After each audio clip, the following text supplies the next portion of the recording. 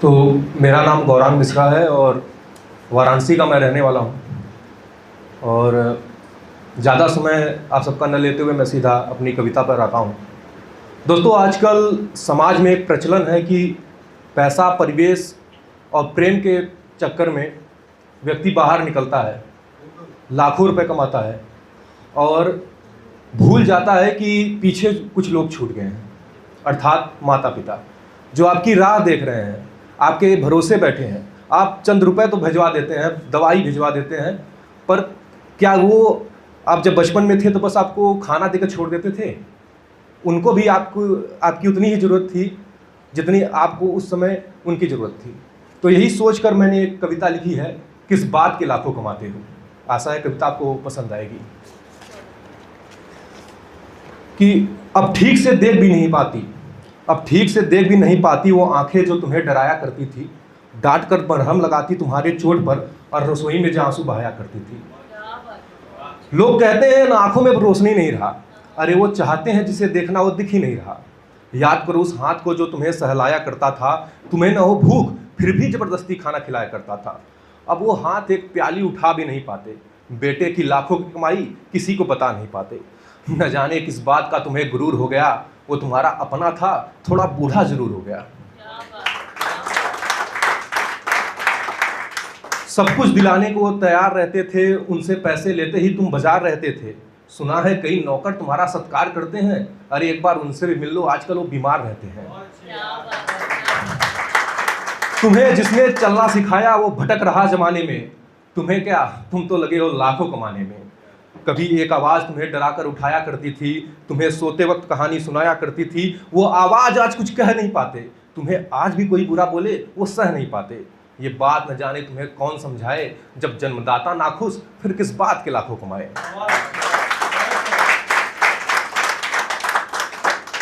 उनके कपड़े पहन उनके तरह दिखना चाहते थे, वो कुछ भी करे तुम सीखना चाहते थे।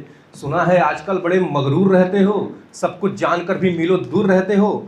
समय के साथ उनके चेहरे पे झुर्रियां पड़ना ही था, तुम लाख जो कमाने लगे हो तो दूरियां बढ़ना ही था। याद है कोई गुदगुदी कर तुम्हें हंसाया करता था, तुम्हें छत पे ले जा चांद सितारा दिखाया करता था।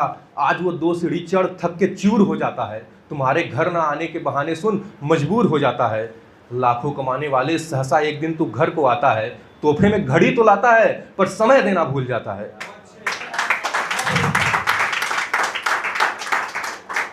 कपड़े पहनकर जब वो बाजार जाते थे, खड़े तुम 36 चीजें लाने को गिनाते थे।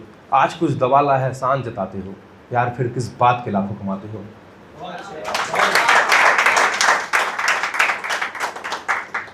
दोस्तों, अगली कविता मेरा महाभारत के एक पात्र से है।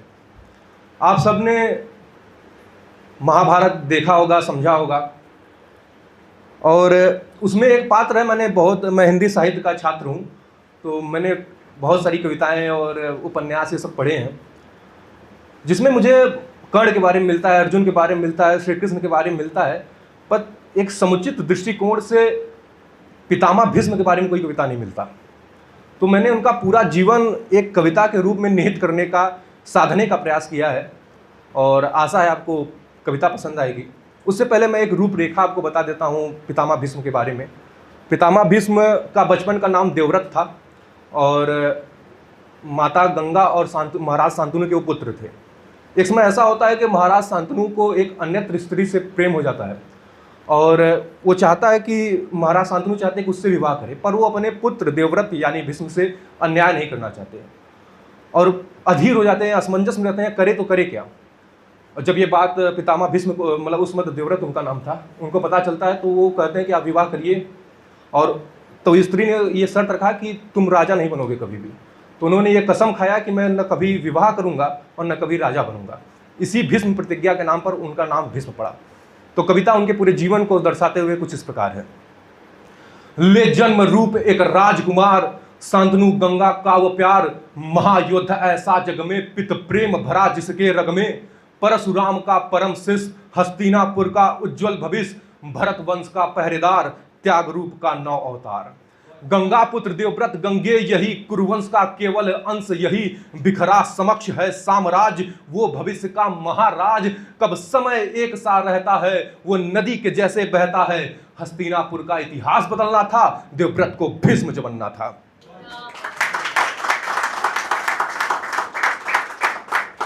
आगे कहानी बढ़ती है। शांतनु अब शिविर में सोते हैं, कुछ कहां किसी से कहते हैं, देख तात की दीन दशा, द्रौपद ने पूछा करुण व्यथा, पित ने किया अंत भाव प्रकट, खड़ी स्थिति अब महाविकट। कथा का शांतनु अधीर हुए, गंगा पुत्र जब गंभीर हुए।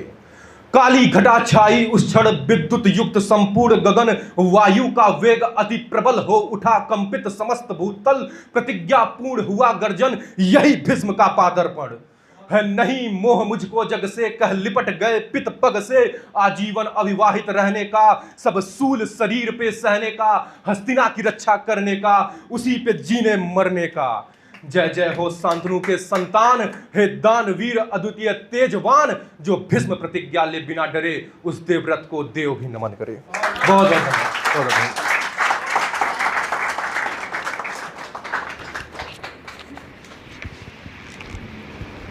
एक बार जोरदार तालियां गौरव समिति के लिए। बहुत प्यारा पढ़ा।